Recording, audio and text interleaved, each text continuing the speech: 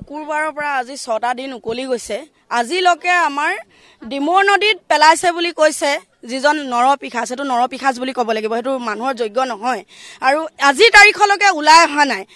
ইমান সংগঠনবিলাকে আন্দোলন কৰিছে, ৰাইজ ওলাই আহিছে, তাৰ পিছতো আমাৰ মৃতদেহটো আজি পৰ্যন্ত ওলোৱা নাই। গতিকে আমি এটাই কথা ক'ব বিচাৰিছোঁ, যদি মৃতদেহ ওলাই নাহে, ঘৰৰ ভিতৰত মানুহ আছে, ঘৰৰ ভিতৰত মানুহখিনি উলিয়াই আনি দিয়ক, দেউতাকক উলিয়াই আনি দিয়ক। হয়তো দেউতাক জড়িত হৈ থাকিব পাৰে, দেউতাকক উলিয়াই আনক।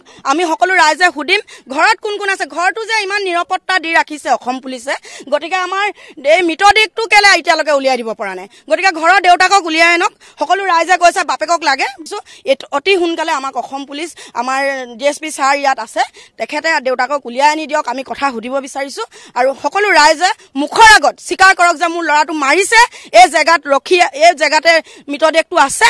গতিকে আমাক অতি সোনকালে দেউতাকক উলিয়াই দিব লাগে, আমাৰ এইটোৱে দাবী। দেউতাকক আনক, ৰাইজৰ মুখৰ আগত দেউতাকক আনক। আমি একো নকৰোঁ, দেউতাকৰ মুখৰ আগত আমি সুধিব বিচাৰিছোঁ যে আমাৰ মৃতদেহটো ক'ত থৈছে। সদায় সদায় ন্যায় বিচাৰি থাকিব, মানুহৰ হাৰাশাস্তি কৰিব। আমি কোনো কাৰণতে আজি যদি 2টা বজাৰ ভিতৰত ওলাই যদি নাহে, তেতিয়া কিন্তু আমাক অসম পুলিচে ৰক্ষা কৰিব নোৱাৰিব। ইয়াতকে হাজাৰ হাজাৰ মহিলা ইয়াত গোট খাব। 37 নং ৰাষ্ট্ৰীয় ঘাইপথটো আমি পথ অৱৰোধ কৰিছিলোঁ বীণা কোঁৱৰৰ মৃতদেহ উদ্ধাৰৰ কাৰণে। তেওঁ স্বামীয়ে হত্যা কৰি নৈত পেলাই দিছে বুলি কালি 9টা বজাত তেওঁ মুখ খুলিলে। মুখ খোলাৰ পিছত তেওঁ ঠাইডোখৰ নামো কৈছে। আজি কিন্তু অভিযান চলিছে, এখন নাৱে অভিযান চলিছে। এই এখন নাৱে একো কৰিব নোৱাৰে। আৰু যোনডোখৰ লোকেশ্যন কৈছে সেইডোখৰলৈ যোৱাই নাই, তাত মেটেকা আছে। মেটেকাৰ তলত যি বৰডুবি নে বৰফুলা, বৰডুবি বুলি কৈছে সেইডোখৰ। তেনেকৈ কৰি তালৈ যাব লাগে। আমাৰ মানুহ তাত গৈ আছেগৈ, তেওঁলোকে তালৈ যোৱা নাই, তাৰপৰা ঘূৰি আহিছে।